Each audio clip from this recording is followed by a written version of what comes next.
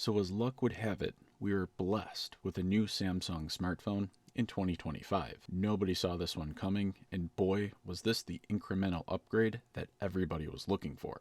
Am I right? Yeah, the smartphone releases from Samsung annually, they are pretty iterative and they don't really innovate that much at all, ever. Everyone knows that if you have last year's phone, you don't really need to upgrade, and you probably shouldn't, unless you damaged your phone or you destroyed the battery somehow. People always ask me if upgrading is worth it, and honestly, the answer is always no. Don't upgrade, unless you need that upgrade, or if you're just one of those people who really likes having new hardware. There's nothing wrong with buying tech toys, though, don't get me wrong, they are fun. But if you have an S24 Ultra or an S23 Ultra, I'm not sure the S25 Ultra is for you. These are just kind of my thoughts as I'm unboxing the S25 Ultra. By the time this video goes up, I'll probably have been playing with it for 2 or 3 days, I think.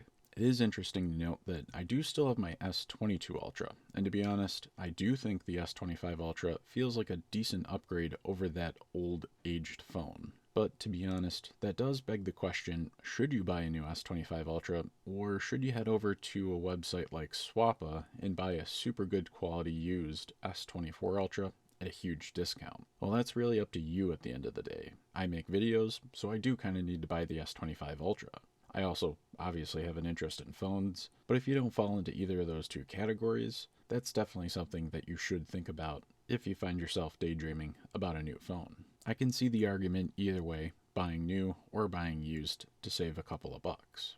As for the S25 Ultra spec upgrades, we are getting a better ultra-wide camera this time around. I think it's something like 50 megapixels versus 12 megapixels, and of course, the promise of better software for the cameras, aided by probably some magical AI features. Samsung is also claiming that we'll get a little bit more video playback in terms of battery life out of the very same 5000 milliamp hour battery that they never innovate on or really change at all. I think that's probably due to some software upgrades, as well as the efficiency gain in the Snapdragon 8 Elite processor. The CPU does appear to be a decent upgrade though. From what I saw, all of the cores are reaching higher frequencies, and the power usage isn't crazy, obviously. The S25 Ultra got a little bit thinner, 8.2 millimeters versus 8.6 millimeters, and it dropped down from 233 grams to 218 grams. Obviously, if there was a reason to upgrade from an S24 Ultra, it's that 15 grams. It'll probably make the difference. Again, hopefully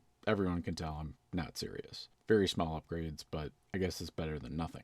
The main display is technically larger as well. We're getting 6.9 inches versus 6.8 inches while maintaining the same brightness level according to Samsung. That is actually kind of a nice upgrade. The S25 Ultra is also using Corning Gorilla Glass Armor 2. I haven't really cracked a screen in a long time personally. I'm not sure what the change here is, to be honest, but that's what we have. I haven't really gotten into my testing for the cameras yet. I'm very interested to see the difference between the S24 Ultra and the S25 Ultra.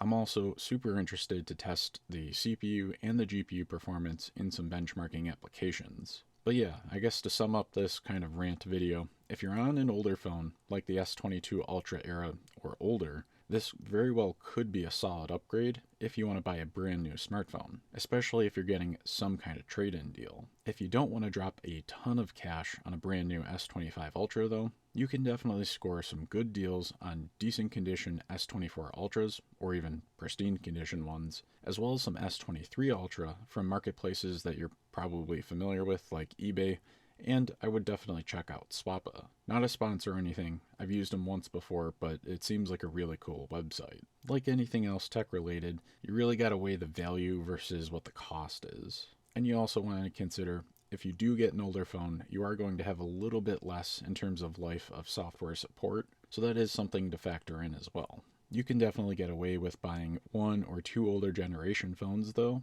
every couple of years, and then just reselling that phone on the very same platform to recoup some costs. Definitely something to think about if you're not into paying for a brand new $1,400, $1,500, $1,600 S25 Ultra. I'll be diving into some of the aspects of this phone after I get through the insane amount of case and screen protector review videos that I'm making. So if you're into any of this stuff, get subscribed to the channel, ring that bell for notifications, and drop a like for the algorithm on the video.